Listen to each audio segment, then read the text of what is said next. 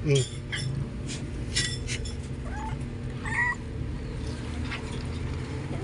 Ito guys, so lumawit eh. Putulin ko na lang ito, no?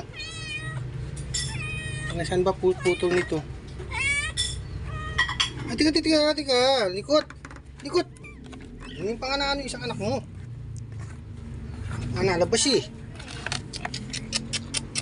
Hindi kasi agad napuputol. Hindi siya marunong magputol ng pusod.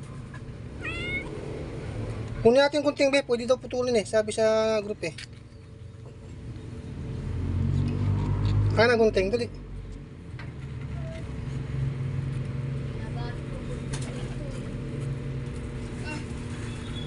Hala. Ang likot kasi nito. Ano mo siya? Tika, mulikot ha. Tuloy natin. Mulikot. Takot ako. Yan, putol na. Pinutol ko na.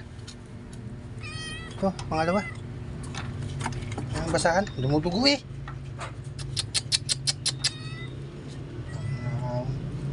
Ibaba mo. Ang basahan. Nasaan? Ang basahan sa jeep.